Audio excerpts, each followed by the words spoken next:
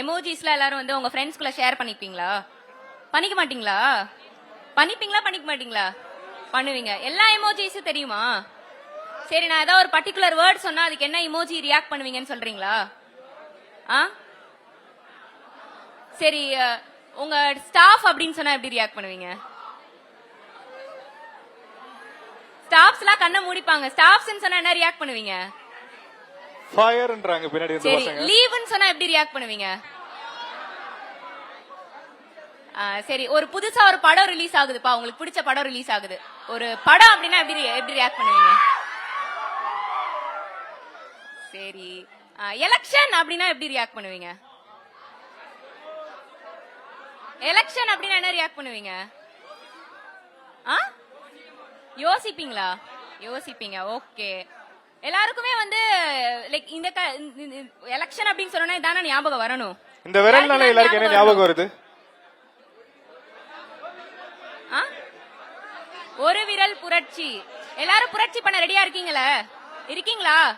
சரி, ஓகே. நீங்க தூங்கி எந்திரிச்சிட்டீங்க. எல்லாருமே ஒரு நாள் நல்லா தூங்கிட்டு இருக்கீங்க. தூங்கி எந்திரிச்சதுக்கு அப்புறம் பார்த்தா திடீர்னு சிஎம் ஆயிட்டீங்க. ஓகேவா? சிஎம் ஆனதுக்கு அப்புறம் என்னெல்லாம் பண்ணுவீங்க? உங்களுக்கு இருக்க ஒரு இளைஞரா உங்களுக்கு சில விஷயங்கள்லாம் தோணும்ல, இதெல்லாம் பண்ணா. எந்த சிஎம் இப்ப பேசுறதுக்கு ரெடியா இருக்காங்க?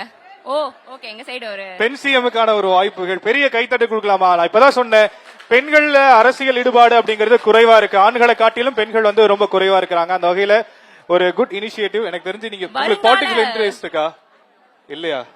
இப்படி எல்லாம் ஒதுங்குறதுனாலதான் நம்மளுக்கான வாய்ப்புகள் மறுக்கப்படுது. நம்ம ஆர்வமா வரணும்.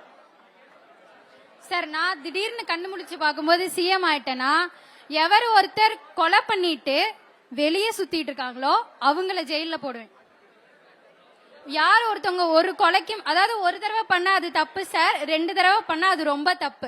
அவங்கள மறுபடியும் எப்ப பண்ணாலும் தப்பு தான். ஒரு தடவை 2 தடவை இல்ல சார். ஒரு வாட்டி அவங்க பண்றாங்கன்னா அவங்க திருந்தி வரதுக்கு நம்ம இன்னொரு வாய்ப்பு கொடுக்கணும். இப்ப நான் ஒரு கொலை பண்றேன்னா எனக்கு ரிலீஸ் குடுக்கறாங்க அப்படின்னா நான் அடுத்த வாட்டி அதை பண்ண கூடாது. ஒரு சின்ன திருத்தம் பண்ணலாமா? அது ஏன் நம்ம கொலைன்னு டிஃபைன் பண்ணணும்? இங்க சார் நம்ம ஏன் அதை கொலைன்ற ஒரு குற்றம்? நீங்க சிஎம் கொஞ்சம் குறுக்கீடு பண்றீங்கன்னு நினைக்கிறேன். ஒரு ஜனநாயக கடமையை நான் செய்யறேங்க. ஒரு பொதுமக்களை நான் ஓட்டு போட்டிருக்கேன். என்னோட சிஎம் கேள்வி கேட்க எனக்கு ரைட்ஸ் இருக்குங்க. ஒரு குற்றம் பண்றோம், ஒரு வாட்டி பண்ணாதான் சார் அது தப்பு. அதுக்கு நம்ம சாரி கேட்கணும். எவர் ஒருத்தர் 2-3 கொலை பண்ணிட்டு மறுபடியும் அதையே பண்ணிட்டு இருக்காங்களோ அவங்கள நம்ம வெளியே வச்சிருக்கதா சார் தப்பு. நேத்து கூட நியூஸ்ல பார்த்தேன், 4 பேத்த வெட்டி கொன்னுட்டாங்க. அவங்கள வந்து போலீஸ் கொன்னுட்டாங்கன்னு சொல்லிட்டு அவங்க பெற்றோர் வந்து அழுகுறாங்க. அதே பெற்றோர் வந்து வெட்டி கொண்டவங்களோட பெற்றோருக்கும் அதே எமோஷன்ஸ் தானே இருந்திருக்கும். அப்படிப்பட்ட ஆளுங்களை வந்து நம்ம ஏன் வெளியில வச்சிருக்கோம்? நானா இருந்தேன்னா உள்ள போட்டுருவேன். காலையில தூங்கி எந்திரிச்சதுக்கு அப்புறம் நீ ஒரு சிஎம்மா நிக்கிற, உன்னுடைய கையெழுத்து, உன்னுடைய திட்டங்கள் முதல்ல எதுக்கா இருக்கும்? நம்ம நாட்டோட பொருளாதாரத்தை இது பண்றது. நம்ம நாட்டுல நிறைய கடன் இருக்கு சார். தமிழ்நாட்டுல நிறைய கடன் இருக்கு. தேவையில்லாத கடன் நிறையவே இருக்கு சொல்ல போனா. அது இது பண்றதுக்கு நிதி வந்து இது பண்ணுவேன் சார். அதுக்கான செயல் எனக்கு அதான் இருக்கும். ஏன்னா நம்ம நாடு வந்து கணக்கான நாடா இருக்கக்கூடாது. அப்படிங்கிறது நம்ம ஸ்டேட் வந்து தேவையில்லாம நிறைய வந்து வெட்டி செலவு பண்றாங்க. அந்த விஷயத்துல நம்ம மாத்தி ஆகணும். நம்ம கணக்கான இருக்கக்கூடாது. தமிழ்நாடு ரொம்ப வருஷத்துக்கு முன்னாடி செல்வந்த நாடுகளா இருந்துச்சு. எல்லா செல்வமும் இழுக்கிற நாடா இருந்துச்சு. ஆனா இப்ப வந்து ஒரு கடங்கான நாடா இருக்கு அப்படிங்கிற மாதிரி இருக்கு.